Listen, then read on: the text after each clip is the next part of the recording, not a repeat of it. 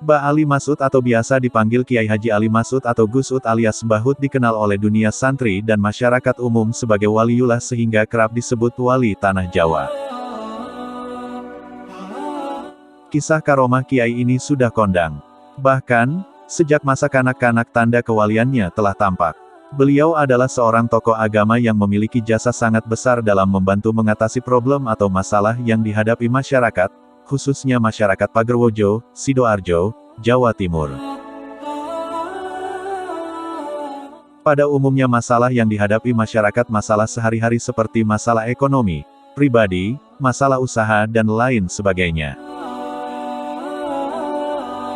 Ali Masud dikenal masyarakat karena kelebihan yang beliau miliki yang tidak dimiliki oleh manusia biasa pada umumnya. Kelebihan yang diberikan Allah Subhanahu wa Ta'ala, beliau seringkali diminta bantuan doa oleh masyarakat untuk mengatasi problem kehidupan. Masyarakat yakin bahwa orang yang memiliki kelebihan doanya mustajab terkabul karena dekat dengan Allah Subhanahu wa Ta'ala. Nama Ali Masud pada awalnya Masud saja. Nama, Ali, ditambahkan setelah beliau menunaikan rukun Islam yang kelima yakni haji. Sejak itulah nama beliau menjadi Kiai Haji Ali Masud. Orang tuanya dan garis keturunannya sampai Sunan Gunung Jati.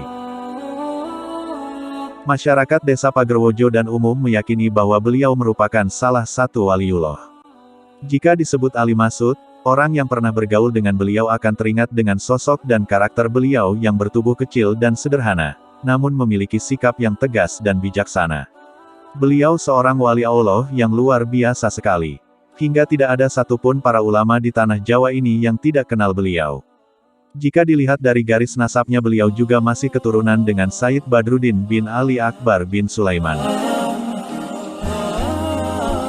Ali Masud mendapat derajat kewalian semenjak masih kecil. Sangat nakal dan banyak tingkah. Hingga membuat sang ayah memarahinya. Sang ayah konon yang alim dan mengajar ngaji di rumahnya, saat beliau mengajar ngaji sering terganggu oleh teriakan-teriakan Ali Masud tersebut. Pernah suatu ketika ayahnya sangat marah atas kelakuan dirinya karena tidak bisa diam dan selalu teriak-teriak dengan memakai kuda-kudaan yang ia tumpangi. Sambil berlarian dan lompat-lompat, selalu begitu tanpa melihat waktu yang kurang tepat dan tidak peduli ayahnya sedang mengajar ngaji. Karena suara Gus Ud sangat mengganggu, sehingga ayahnya membentak dan marah sekali.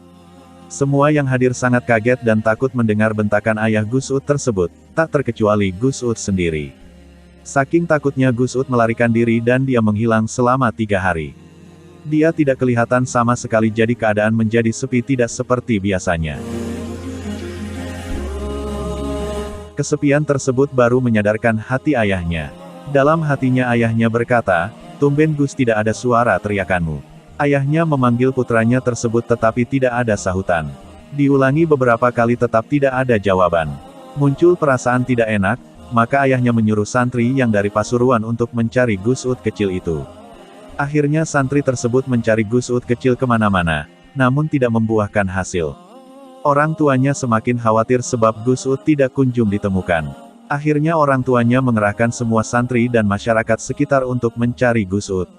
Konon pencarian tersebut sekitar kurang lebih 3 hari. Setelah sekian lama melakukan pencarian kemana saja Gus Ud tidak ditemukan, salah seorang santri yang merasa kelelahan akhirnya berniat mandi di kamar mandi. Ia berharap dengan mandi rasa lelahnya akan hilang. Si santri tersebut masuk ke kamar mandi dan mengguyur badannya dengan air, lalu menggosoknya dengan sabun. Pada saat ia memakai sabun matanya tertuju pada sebuah benda di kamar mandi. Rasanya ada pemandangan yang ganjil di dalam kolam kamar mandi. Seperti ada ikan yang besar di dalam kolam tersebut. Sesekali bergerak pelan, lalu diam lagi. Dia dekati pandangannya ke air kolam tersebut dan memang benar ada sesuatu yang besar terbungkus kain sarung. Spontan saja si santri merasa ketakutan dan berlari keluar kamar mandi tanpa memakai baju. Setelah ia memakai baju langsung lapor kepada kiainya yang tidak lain adalah ayahnya Gus Ud. Dilaporkan apa yang terjadi, sang kiai bergegas menuju kamar mandi tersebut. Karena heboh, para santri dan masyarakat juga ikut menuju kamar mandi. Sampai semua di kamar mandi, sang kiai melihat ke arah kolam dan memang benar ada benda besar di dalam kolam. Diambilnya kayu yang agak panjang untuk menyentuh sesuatu yang ada di kamar mandi tersebut. Saat tersentuh kayu, benda tersebut bergerak-gerak tidak cepat. Tiba-tiba terbuka bungkusnya yang ternyata sarung yang dipakai selimut dan lebih mengagetkan lagi, ternyata sesuatu tersebut bukan benda melainkan anak kecil. Dia terduduk setelah tersentuh kayu dan semua terbengong ketika melihat bahwa anak kecil tersebut ialah Gus Ud yang selama ini mereka cari. Ayahnya bertanya kepada Gus Ud, "Ngapain kamu di sini?" Gus Ud menjawab, "Lagi tidur ayah, saya ngantuk." "Sejak kapan kamu tidur di situ?" tanya ayahnya lagi. "Ya sejak ayah marah-marah kepada saya," jawab Gus Ud. Subhanallah, semua ini terjadi atas kuasa Allah Subhanahu wa Ta'ala. Wallahu a'lam bishawab. Semoga bermanfaat. Jika ada kesalahan dalam cerita ini, tolong berikan komentar di bawah ini. Terima kasih.